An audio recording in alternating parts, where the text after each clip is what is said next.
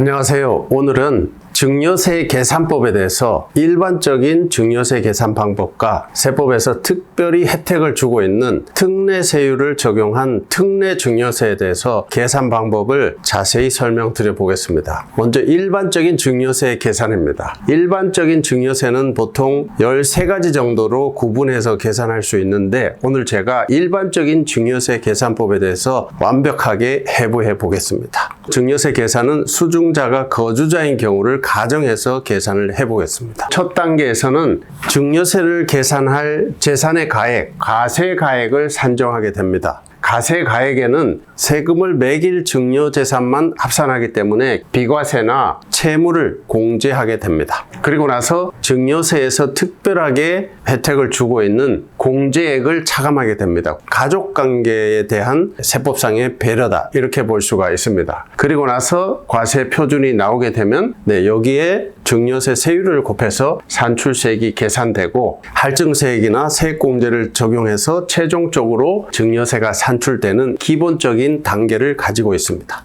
첫 단계 총증여재산은 국내, 국외 모든 증여재산입니다. 증여재산이 국내에 있거나 해외에 있거나 전부 합산하게 됩니다. 그리고 나서 증여재산은 무상으로 공짜로 받는 것이기 때문에 가치를 매기게 됩니다. 그 가치를 매기는 방법은 해당 재산의 매매 가격이 있으면은 그 가격이 1순위 평가 금액이 됩니다. 만약 매매 사례가 없다면은 값어치로 인정될 수 있는 1순위는 감정평가 가액이 되겠습니다. 이마저도 없다면은 세법에서 정하고 있는 기준시가를 적용하여 증여재산을 평가하실 수가 있습니다. 이렇게 총 증여재산이 산출이 되면 여기에서 비과세 재산을 뺍니다. 비과세 재산은 사회 통념상 교육비, 생활비, 부양비 정도가 되겠습니다. 그리고 나서 특별히 더 빼주는 금액이 있는데 이 공익 목적의 기부라든지 공익재단에 출연하는 금액은 과세가액 불산입으로 해서 증여재산 가액 단계에서 아예 제외하고 시작을 하게 됩니다. 그 다음은 수중자 입장에서 순수하게 증여받은 금액 순수 증여분을 계산하게 되는데 이 과정에서 부채를 떠안게 된 부분을 차감하게 됩니다. 이 부채 부분은 어떻게 보면 추후에 내가 이 부채를 갚아야 되는 문제가 있기 때문에 매매 거래로 보기 때문입니다. 이 채무 부담 같은 경우는 주로 임대보증금이나 은행 등 금융기관에 채무를 들 수가 있습니다. 이러한 부채 부분은 반드시 해당 재산에 대해서 직접적으로 담보된 직접적으로 연관된 부채만 인정받을 수가 있겠습니다.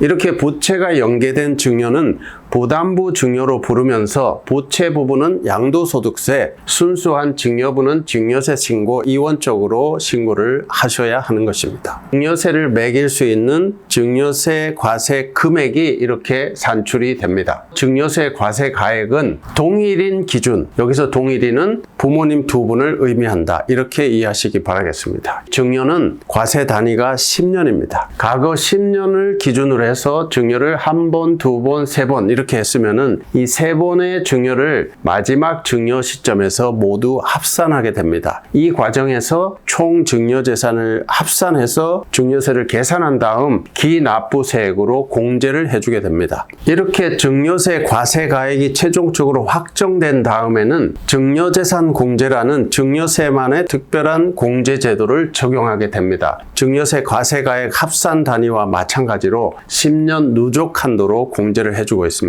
공제는 증여자별로 판단을 합니다. 여기에 배우자, 직계존속, 직계비속, 기타 친족이 증여자입니다. 증여자가 배우자인 경우는 그 해당 수중자는 6억 원을 공제받게 됩니다. 그 증여자가 직계존속 수중자는 5천만 원을 공제하게 됩니다. 그런데 증여자가 이번엔 반대로 직계비속입니다. 자녀분들이 증여자입니다. 증여를 받으시는 수중자는 당연히 부모님이 됩니다. 이때도 마찬가지로 5천만 원을 빼줍니다. 여기서 특이한 점은 증여자가 직계 존속, 부모, 조부모님이면서 수중자가 미성년자인 경우는 2천만 원을 공제하게 됩니다. 그렇지만 증여자가 직계 비속이면서 수중자가 부모님, 이 경우는 증여자가 설사 미성년자일지라도 수중자인 부모님은 5천만 원을 공제받으실 수가 있습니다. 그리고 기타 친족은 사위, 며느리, 형제, 자매 이런 분들입니다. 수중자 입장에서는 1,000만 원을 공제받을 수 있다. 이런 의미가 되겠습니다. 증여세를 매길 과세 표준이 나오기 직전에 추가로 증여공제를 해주는 제도가 생겼습니다. 두 가지가 있는데 첫 번째는 평생에 한 번밖에 공제받을 수 없는 생애주기 특별공제입니다. 혼인 출산 증여공제라고도 하는데 혼인 같은 경우는 혼인 전 2년, 혼인 후 2년, 4년이지만 출산 같은 경우는 출산 후 2년의 기간 동안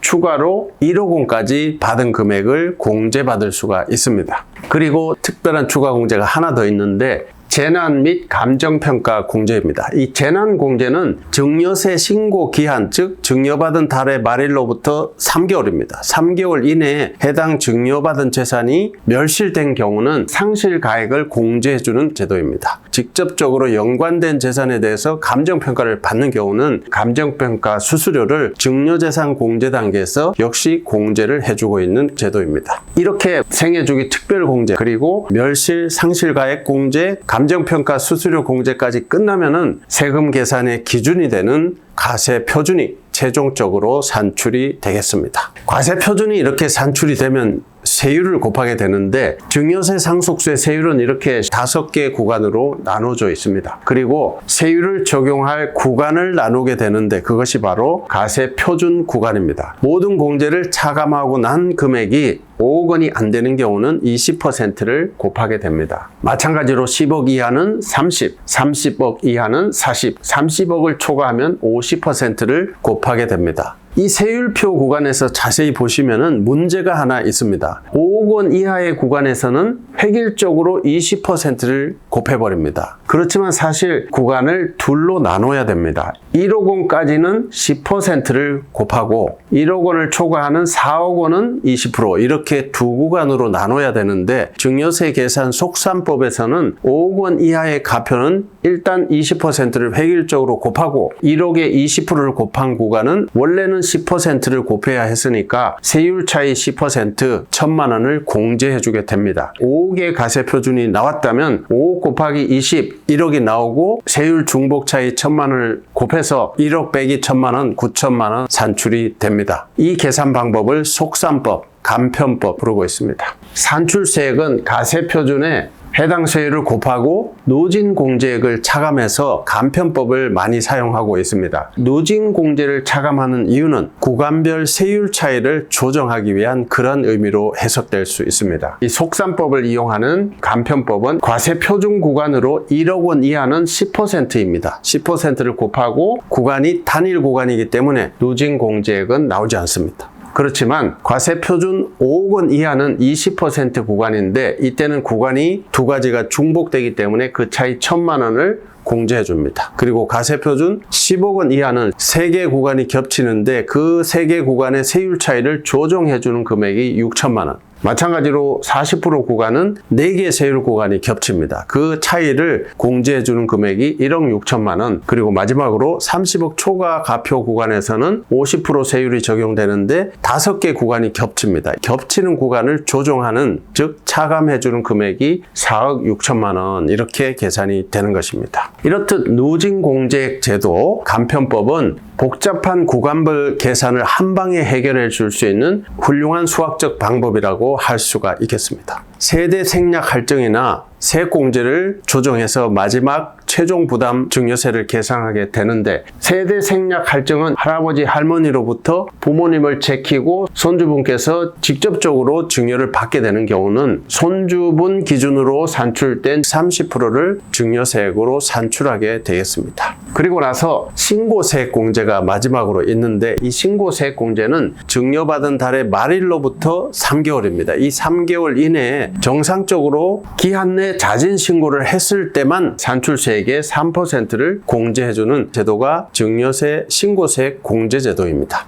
이렇게 정상적으로 3개월 내에 신고를 하게 되면 상관이 없는데 3개월을 놓치게 되는 경우는 신고 불성실 가산세 20% 혹은 40%를 물게 됩니다. 이 40%는 당연히 신고를 해야 되는 것을 알면서도 의도적으로 누락시킨 경우는 신고 불성실 가산세 40%를 부담하게 됩니다. 그리고 나서 지연 기간에 대한 이자를 내게 되는데 그것은 별도의 가산세로 붙게 되겠습니다. 신고 불성실 가산세 및 납부 불성실 가산세 이렇게 합산해서 페널티를 물게 되겠습니다. 길었던 13단계의 증여세, 일반적인 증여세 계산이 모두 종료되게 됩니다. 산출된 세액에서 할증 증여이면은 30% 할증을 하고 정상적인 신고를 했으면은 3% 신고세액 공제를 해주고 정상적 신고 기간을 도과했으면은 가산세를 붙여서 최종적으로 납부할 증여세가 산출이 되겠습니다. 오늘 말씀드린 내용을 도표를 통해서 다시 한번 정리해 드리도록 하겠습니다. 총 증여재산을 계산하게 됩니다. 수증자가 거주자인 경우는 국내 증여재산은 물론 해외에서 증여받은 증여재산도 총 증여재산으로 합산하게 됩니다. 생활비, 교육비 등 비과세 재산을 빼고 공익 목적에 출연 기부한 재산을 빼주고 순수한 증여세 과세가액을 계산하기 위해서 전세보증금이나 은행 대출 금액을 빼주게 됩니다. 이렇게 해서 증여세 과세가액을 계산하게 됩니다. 증여세 과세가액은 계산 단위가